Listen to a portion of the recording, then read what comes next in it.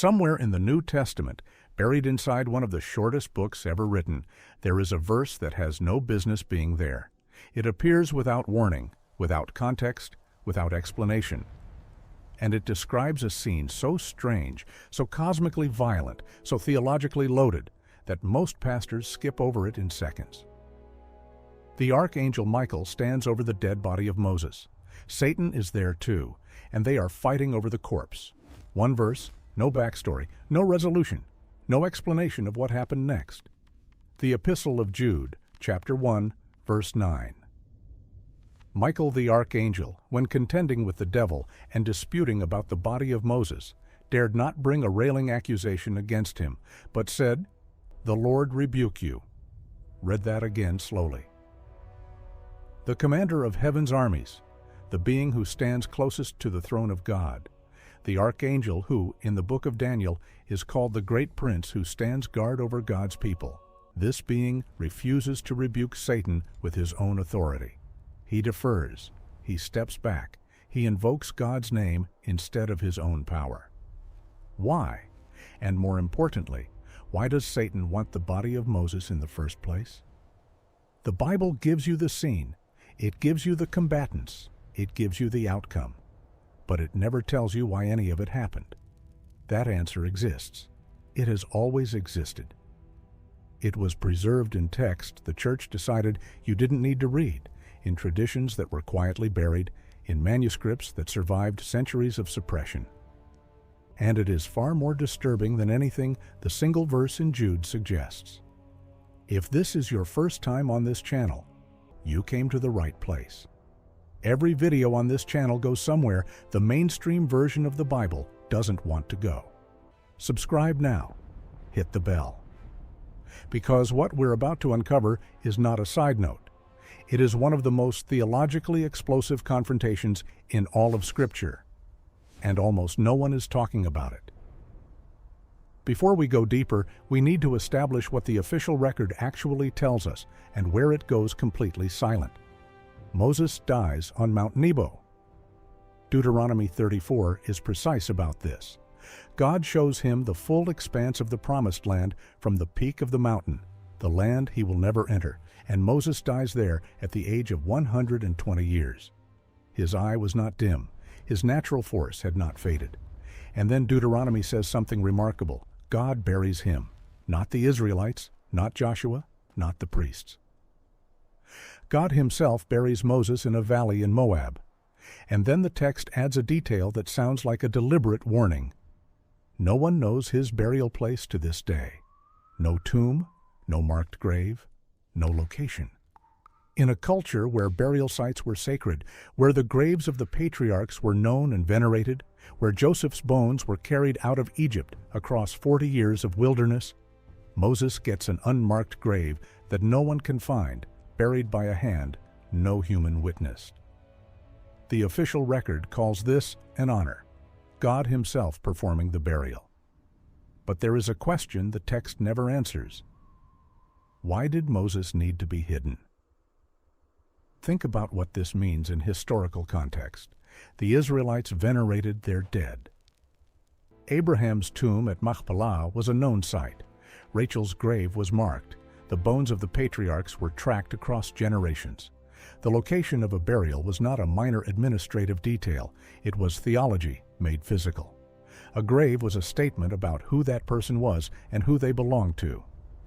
So why does the most important grave in Israelite history, the grave of the man who mediated the covenant, who received the law, who stood inside the cloud on Sinai, why does that grave have no address?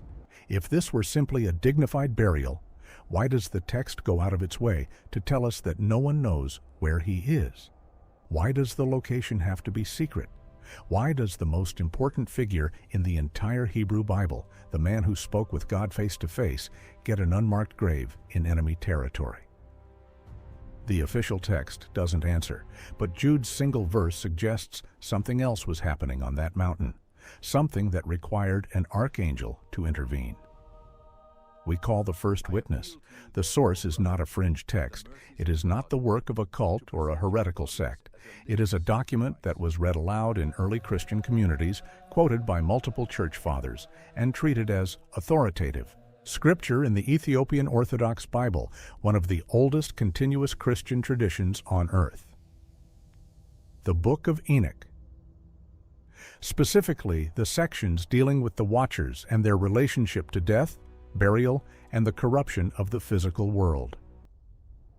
In Enoch's cosmology, the earth itself is contested territory. When a being of significant spiritual power dies, whether human or otherwise, the location of that death and burial carries a kind of spiritual weight. Sacred sites become anchors. They become points of intersection between the visible and the invisible. Enoch describes in extraordinary detail how fallen spiritual beings, the Watchers, seek to establish control over these intersection points. They are drawn to places where the boundary between worlds has been made thin by an act of power. And Moses was not merely a man. Moses had stood inside the cloud on Sinai. Moses had seen the back of God. Moses had parted waters, called down plagues, carried the presence of God in his face so intensely that the Israelites could not look at him directly without a veil. In Enochian terms, Moses' body was not just a corpse, it was a sight. Consider what that means. Every miracle Moses performed left a mark on the physical world: the parted sea, the water from the rock, the pillar of fire. If the location of miraculous events carries spiritual significance, then the body of the man through whom those events flowed carries something even more concentrated. Moses was not a passive instrument.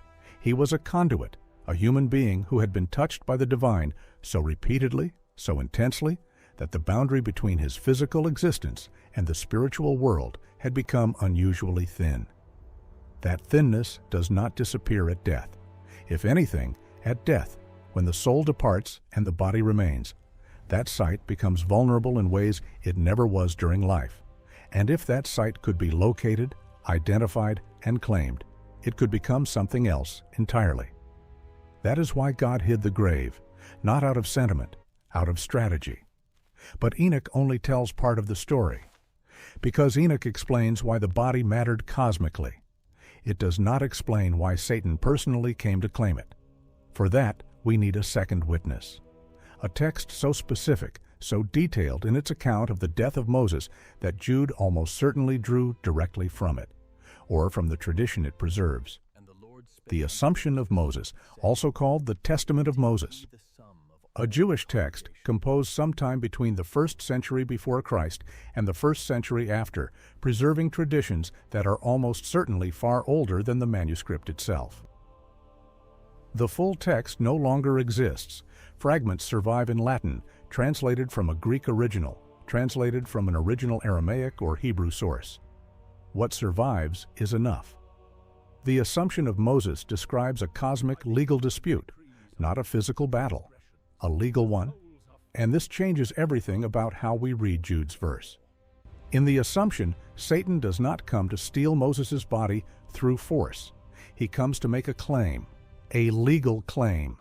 His argument, preserved in fragmentary form and reconstructed through patristic sources, including Origen and Clement of Alexandria, who clearly had access to versions of this text that are now lost, is this: Moses killed an Egyptian. Exodus 2 records it plainly. Before Moses knew who he was, before the burning bush, before any commission from God, Moses saw an Egyptian beating a Hebrew slave.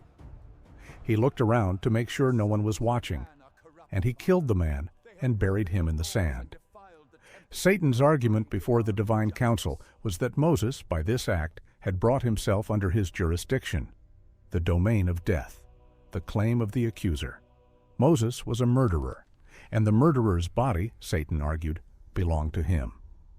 Now pause and feel the weight of that argument, because Satan is not fabricating a charge. He is not inventing a sin. He is going into the actual record, the same record preserved in the canonical text of Exodus, and surfacing a real event, a real death, a real act of concealment. Moses looked around to make sure no one was watching before he struck. But God was watching, and so was the accuser.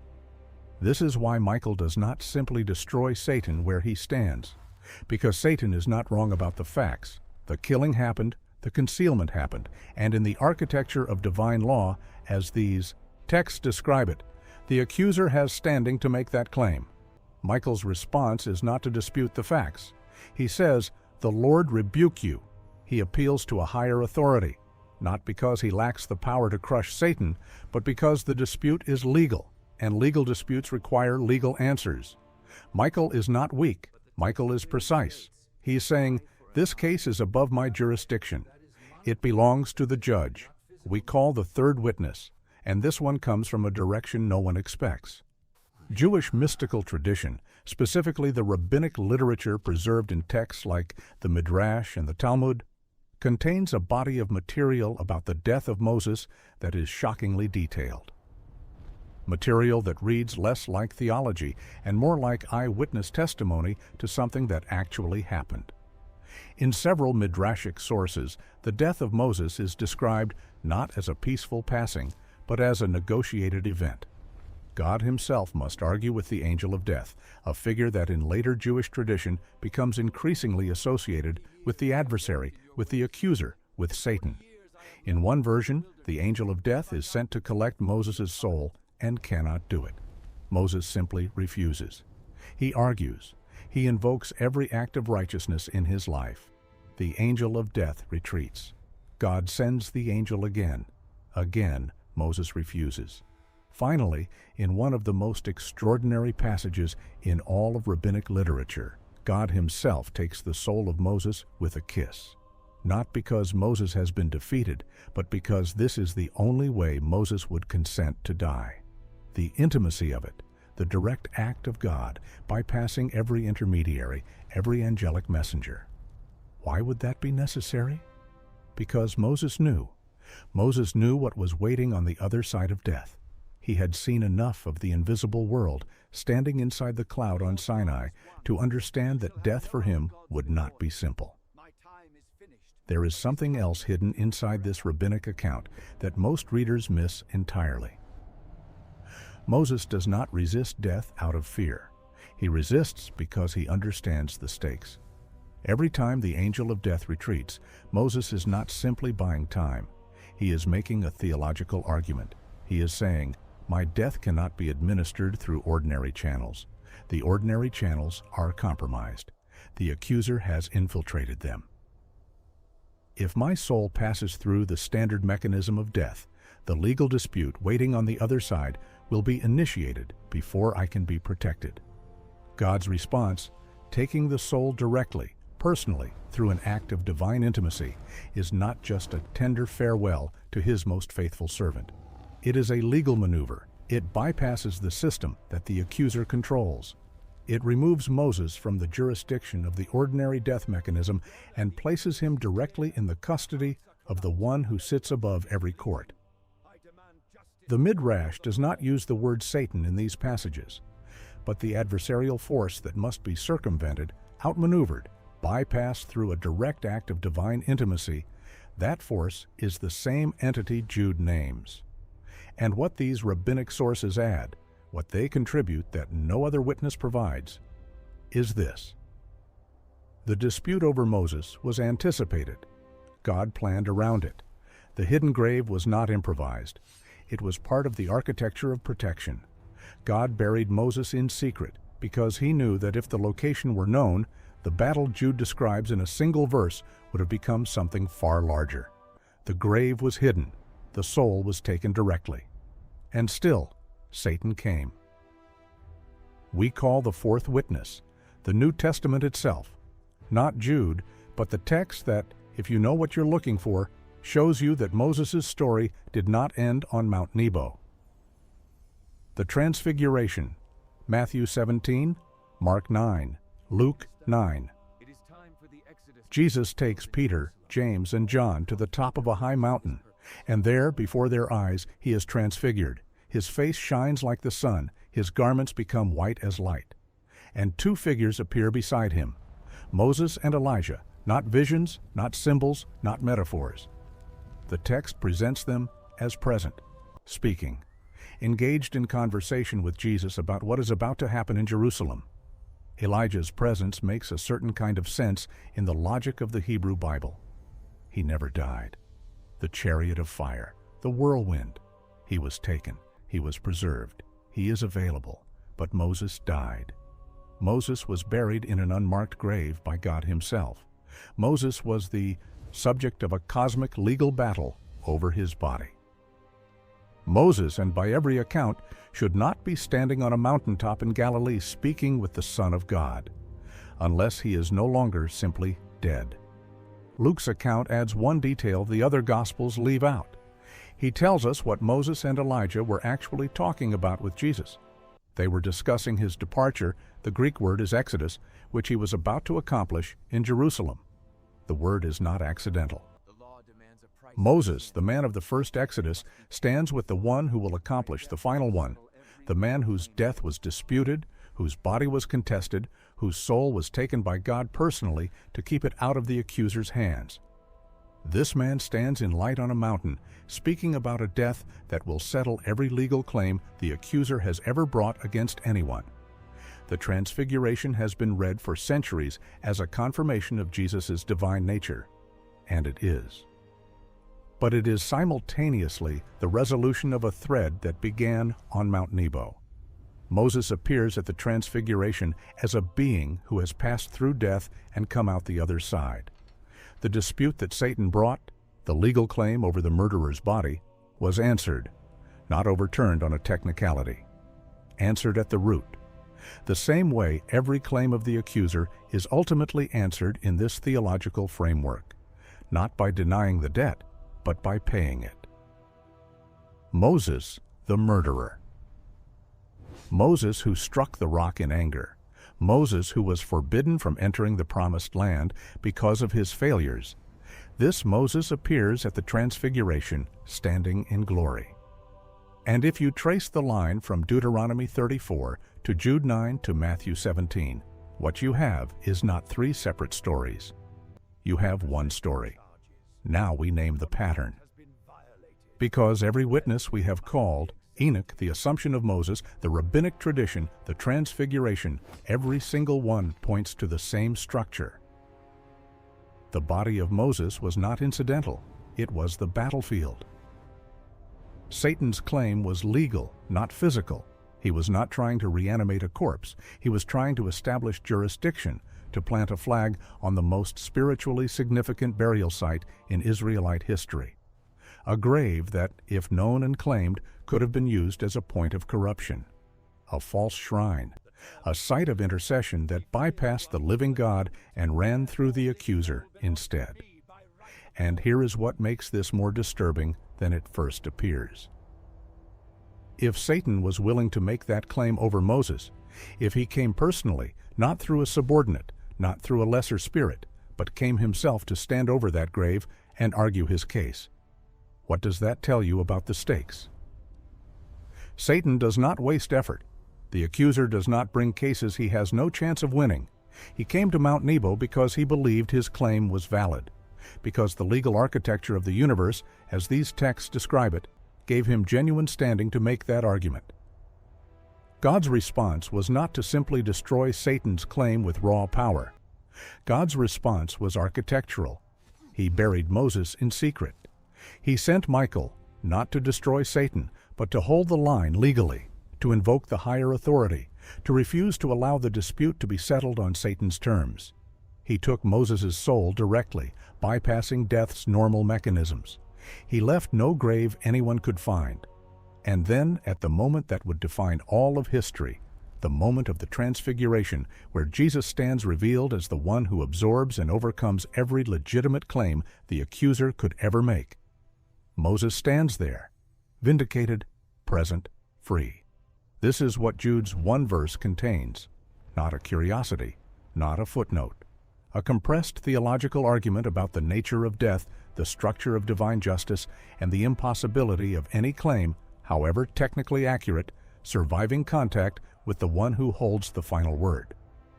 Michael said, "The Lord rebuke you," and the Lord did. He rebuked Satan's claim not with an argument, but with a resurrection.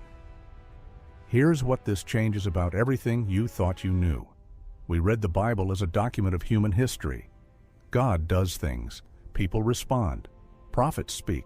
Nations rise and fall.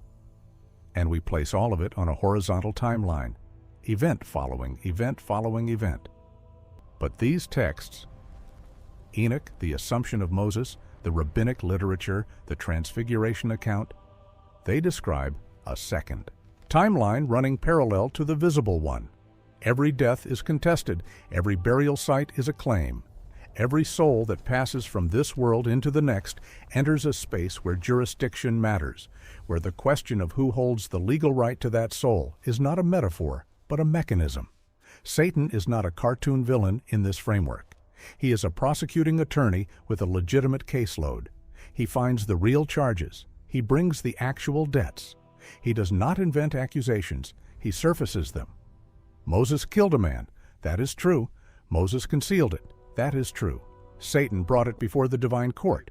And Michael, rather than dismissing the claim with force, deferred to the judge, because that is how the system works. And that system is still running. Every time the New Testament refers to Jesus as our advocate, our intercessor, the one who ever lives to make intercession, it is describing a legal function, a response to an accuser who still has standing, who still brings cases, who still appears before the throne. The book of Revelation calls him the accuser of the brethren, the one who accuses them before God day and night. Day and night. Not occasionally, not historically, continuously. The courtroom is always in session, the accuser is always present, and the advocate is always there to answer. The dispute over Moses' body was not a one-time event. It was a preview, a model of the cosmic machinery that operates beneath every human life. You are not just a person moving through time. You are a case file, and whether you take that literally or theologically, or simply as the most serious possible metaphor for the weight of human moral choices, the architecture is the same. The accuser finds the real charges, the advocate stands in the gap, and the judge speaks the final word. That word in Moses' case was spoken on a mountain in Galilee, where a murderer, a man who struck the rock, a man who was told he would not enter the promised land, stood in light, speaking with the one who was about to walk into Jerusalem and absorb every legitimate claim the accuser had ever brought against anyone. That is the theology hidden inside Jude's one verse, not a ghost story, not a curiosity, not a footnote for Bible trivia enthusiasts, a map of the invisible legal structure that governs the relationship between human failure, divine justice, and the one who stands between them. Moses made it through, not because his record was clean. His record was not clean. He made it through because the one who holds final jurisdiction spoke, and when that voice speaks, no other claim survives. Jude gives you one verse that opens into a universe. If this video gave you something you did not have before, if it changed how you read that single line in Jude, or how you see the death of Moses, or how you understand what is happening beneath the surface of the text, please leave a like. It costs you nothing, but it tells the algorithm that this kind of content deserves to reach people who are ready for it. Subscribe to this channel. Every video goes somewhere the standard sermon does not. We pull on the threads the official version leaves dangling, and we follow them wherever they lead, no matter how far down they go. The deeper you go, the stranger and more coherent it all becomes. That is not an accident.